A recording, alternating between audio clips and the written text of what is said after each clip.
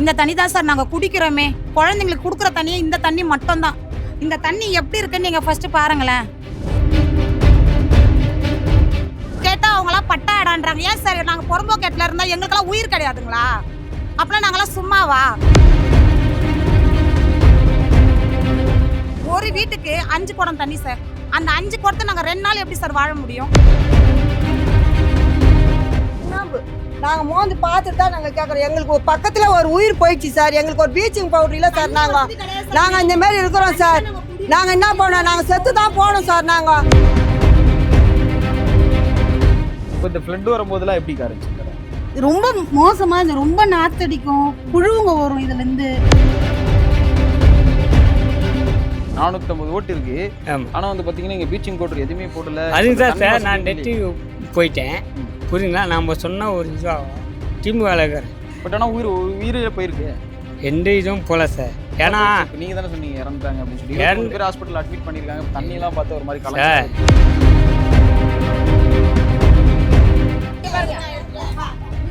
இறங்குறோமா, இது இறங்கி இது பிடிச்சி இந்த தண்ணி இந்த கொசு அப்ப இந்த தண்ணி மொண்டு இங்க ஒரு ஆள் வைக்கணும். வச்சு ஊற்றும் போது ரொம்ப கஷ்டம். வயசானவங்க எல்லாம் இருக்காங்க. நாங்களும் வாழ்ந்துட்டு இருக்கோம். 40 வருஷமா வாழ்ந்துட்டு இருக்கோம் இந்த தண்ணியால. சார் இந்த தண்ணி தான் சார் எங்களுக்கு நேற்று வந்த தண்ணி. இந்த தண்ணி தான் சார் நாங்கள் குடிக்கிறோமே. குழந்தைங்களுக்கு கொடுக்குற தண்ணியே இந்த தண்ணி மட்டும்தான். இந்த தண்ணி எப்படி இருக்குன்னு நீங்கள் ஃபர்ஸ்ட் பாருங்களேன். கன்றாவியாக இருக்கும் சார் இந்த தண்ணி. எங்கள் ஏரியாவுக்கு ஃபர்ஸ்ட் ஒரு மெட்ரோ தண்ணி கிடையாது சார். கேன் தண்ணி இப்போ வந்து நியூஸில் சொல்கிறாங்க. இப்போ தண்ணி ப்ராப்ளமாக இருந்தால் அந்த ஏரியாவில் இருக்கிற 300 பேருக்கும் ப்ராப்ளம் நடந்திருக்கும்னு சொல்கிறாங்க.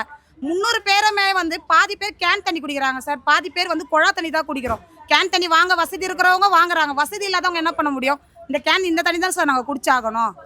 இப்போ ஒரு உயிரை இந்த தண்ணி தான் சார் நாங்கள் குடிக்கிறோம். இந்த தண்ணி தான் சார் நாங்கள் குடிக்கிறோம். மழை வந்தாலும் வெயில் அடித்தாலும் இந்த தண்ணி தான் சார் நாங்கள் குடிக்கிறோம். வேறு எந்த தண்ணியும் நாங்கள் குடிக்க முடியாது. ஏன்னா நாங்கள் எல்லாருமே அந்த அளவுக்கு நாங்கள் வசதி இல்லாத இருக்கிறோம். இந்த இடத்துல ஒரு வசதி வாய்ப்பும் கிடையாது சார். இங்கே சார் மெயின் வந்து சார் எங்களுக்கு வந்து ஒரு பப்ளிக் போர் தண்ணி கிடையாது சார். மெட்ரோ தண்ணி வந்து எல்லா ஏரியாலையும் எல்லா இடத்துலையும் இருக்குது. கேட்டால் அவங்களாம் பட்டா இடான்றாங்க. ஏன் சார் நாங்கள் புறம்போக்கேட்டில் இருந்தால் எங்களுக்கெல்லாம் உயிர் கிடையாதுங்களா? அப்பெல்லாம் நாங்களாம் சும்மாவா? எல்லாருமே ஒரு மோஸ்ட்லி பட்டா இடத்துல இருக்கிறவங்களுக்கு மட்டும் மெட்ரோ தண்ணி வருது சார். எங்களுக்கு கிடையாது. இந்த தண்ணியை தான் சார் நாங்கள் வந்து சார் இன்னும் ஒரு விஷயம் வந்து ஒரு வீட்டுக்கு 5 குடம் தண்ணி சார். அந்த 5 குடத்தை நாங்கள் 2 நாள் எப்படி சார் வாழ முடியும்? இந்த ஏரியாவில் வந்து ஒரு உயிர் போயிடுச்சு சார். எங்களுக்கு உயிர் போன ஏரியாவுக்கு பாதுகாப்பு எப்படி சார் கொடுக்கணும்? இது வந்து பீச்சிங் பவுடர்னு காலையிலேருந்து போட்டுன்னு இருக்காங்க. இப்போ ஸ்மெல் பண்ணி பார்த்தா இது பீச்சிங் பவுடரே கிடையாது, சுண்ணாம்பு. அப்போ நாங்களாம் உயிருக்கு ஒரு மதிப்பே கிடையாதுங்களா? நாங்களாம் இது ஃபுல்லாக சுண்ணாம்பு. சொல்லுங்க. சுண்ணாம்பு நாங்கள் மோந்து பார்த்துட்டு தான் நாங்கள் கேட்குறோம். எங்களுக்கு ஒரு பக்கத்தில் ஒரு உயிர் போயிடுச்சு சார். எங்களுக்கு ஒரு ப்ளீச்சிங் பவுடர் இல்லை சார். நாங்கள் இந்த மாதிரி இருக்கிறோம் சார். நாங்கள் என்ன பண்ணோம்? நாங்கள் செத்து தான் போனோம் சார். நாங்கள் இந்த மாரி இருக்குது சார். தெருவுள்ள இந்த மாரி இருக்குது. குழந்தை குட்டியெல்லாம் இருக்கிறோம். நாங்கள் எங்கே சார் போகிறது? நாங்கள் அரசாங்கம் என்ன சார் பண்ணுது? ப்ளீச்சிங் பவுடர் போடுறோன்னு சொல்லிட்டு சுண்ணாம்பு போடுறாங்க சார். எங்களுக்கு ஒரு உயிராக போயிடுச்சு சார். குழந்தை குட்டிங்களுக்கு எல்லாம் பக்கத்தில் 4 வீடு கால்றான்ட்டு பேதி வாங்கி நிட்டுன்னு போய்க்கிறாங்க சார் ஜிஹெச்சுக்கு. எங்களுக்கு இந்த மாதிரி பாதுகாப்பு இல்லை சார். இந்த இடத்துல எங்களுக்கு தண்ணி நல்லா இல்லை சார். மெயினாக தண்ணி இல்லை. நாங்கள் காவா தண்ணியை குடிக்கிறோம் சார். இந்த இடத்துல நாங்கள் நேற்று தண்ணி பிடிச்சதுல எல்லாமே காவா தண்ணி சார். ஒரே நாத்தம் சார் அது. சரி ஒரு உயிர் போன இடத்துல வந்து நீங்கள் எவ்வளோ பாதுகாப்பு எங்களுக்கு கொடுக்கணும்?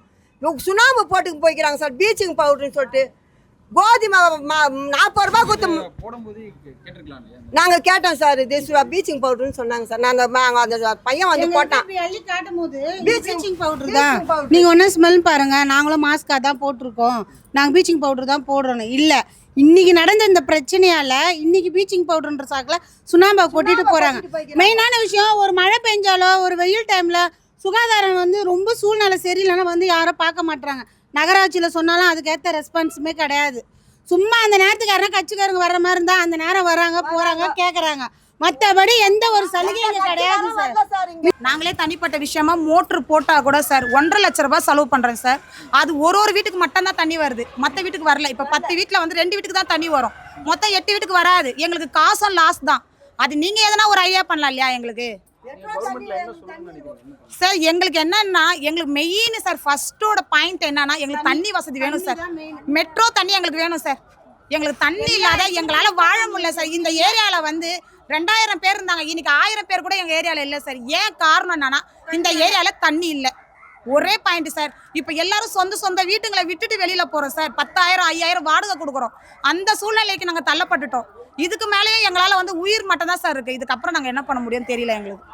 பாதாள சாக்கடை போடும் போது இந்த சின்ன காவாவை இடிச்சுட்டாங்க. இந்த இடம் வந்து ஃபுல்லாக தோண்டியிருக்காங்க பார்த்தீங்களா, என்ட்ரன்ஸு இது தோண்டியிருக்காங்க. இது ஃபுல்லாகவே காவா போகுது. ஃபுல் செப்டாங்க்லேருந்து காவா ஃபுல்லாக இது உள்ளே போகுது. இதுலேருந்தே எலி வருது, இதுலேருந்தே பாதி கொசு வருது.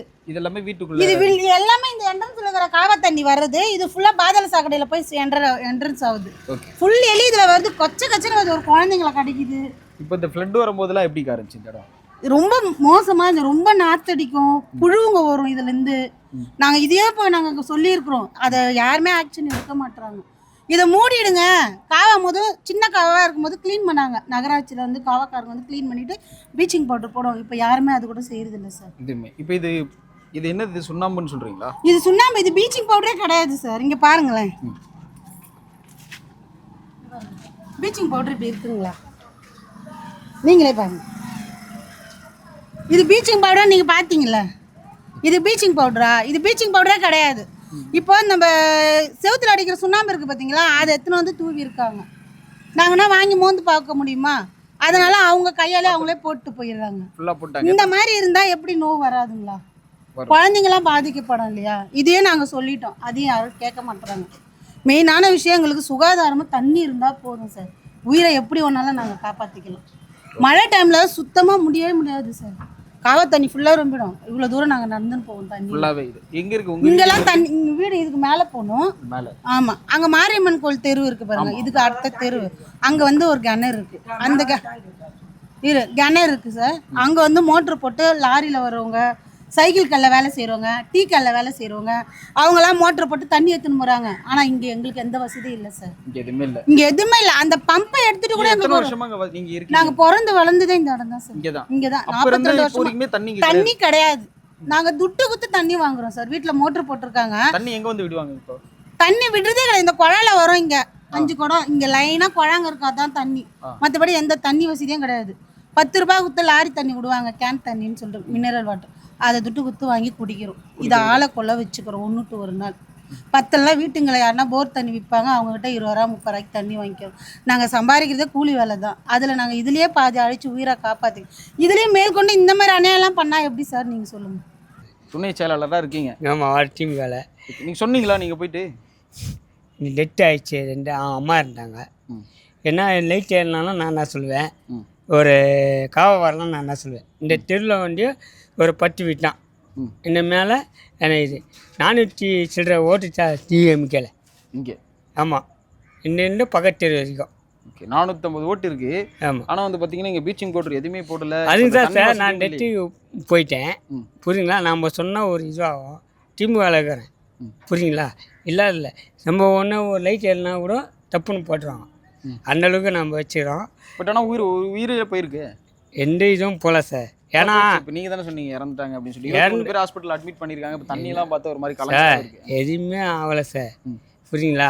இதை கேன் தண்ணி வருதுங்களா, அதை கலப்பணாக்கலாம், இது பண்ணோம். நம்ம பிள்ளை இது வந்து தண்ணி வரத்தில் வந்து இதுவாகும். ஆனால் பொதுமக்கள் அப்படி சொல்லலையே. இங்கே விடுற தண்ணியை வந்து குடிக்கிற தண்ணியை வந்து கலப்பணம். அது எப்படி சார்? 8 வருஷமா இல்லாதட்டு நான் 35 வயசு ஆகுது. 35 வயசு வரைக்கும் இதை குச்சிடலாம், அதே பாலை தண்ணி குடிக்கிறேன். இந்த இடத்துல வந்து குழா போய் போகுதுங்க. காவா உடஞ்சி போய் 6 வருஷம் ஆகுது. 6 வருஷமாக நாங்கள் கண்ட்ரோல்மெண்ட்டில் சொல்லிட்டு தான் இருக்கோம்.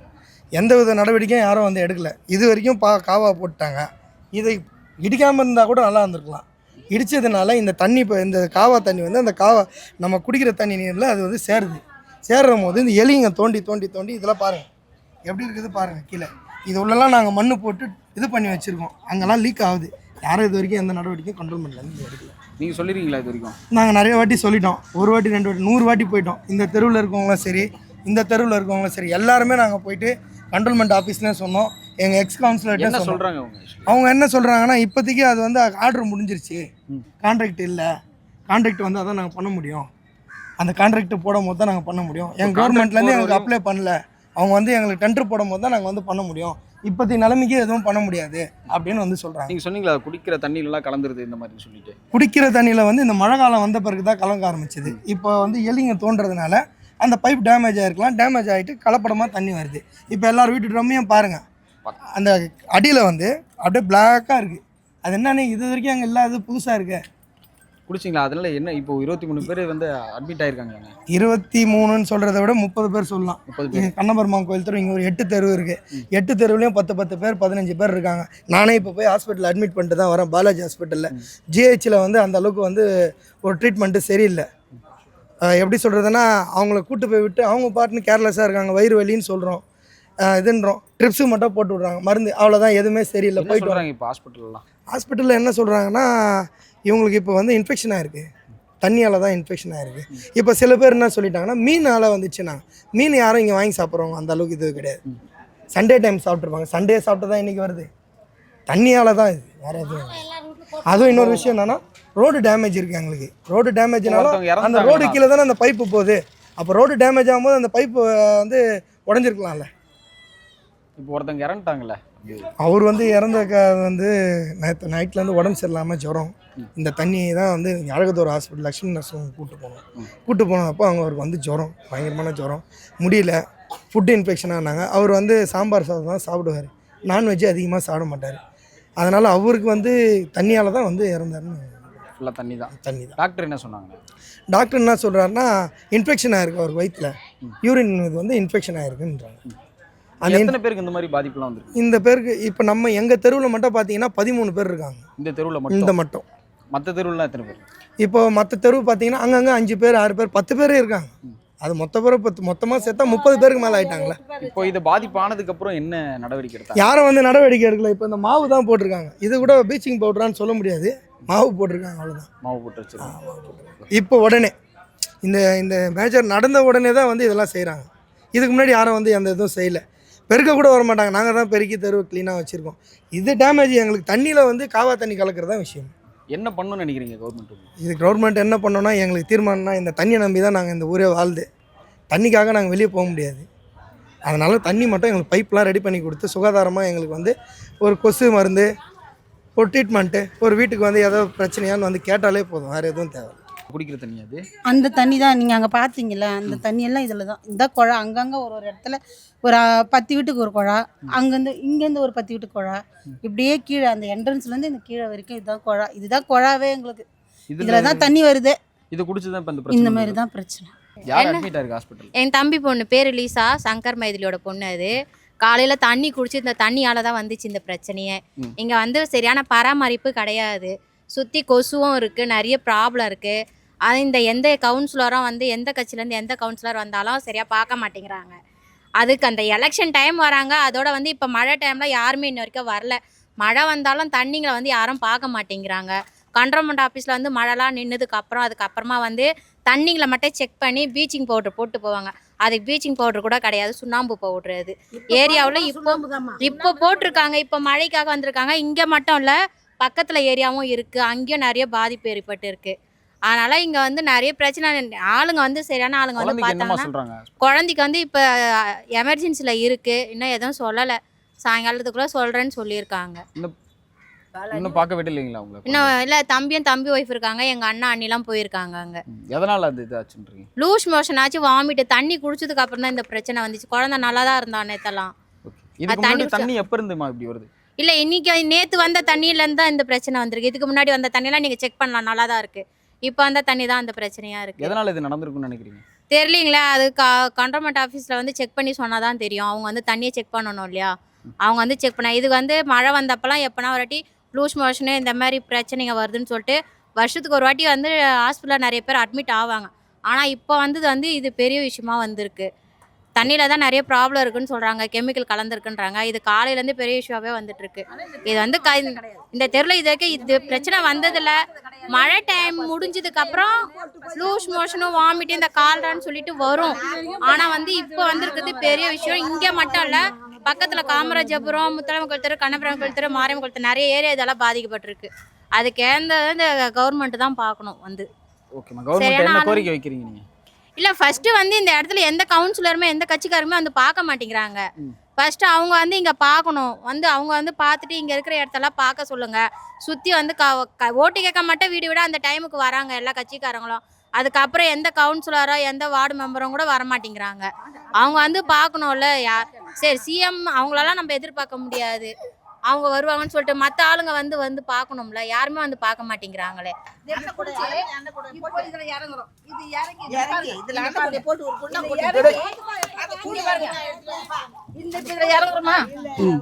இது இறங்கி இது பிடிச்சி இந்த தண்ணி இந்த கொசு இப்ப இந்த தண்ணி மொண்டு இங்க ஒரு ஆள் வைக்கணும், வச்சு ஊத்தும் போது ரொம்ப கஷ்டம். வயசானவங்க எல்லாம் இருக்காங்க, எப்படி எடுத்துரும் ஒருத்தர் கொள்ள முடியாது, பலா பேர் கொள்ளணும்.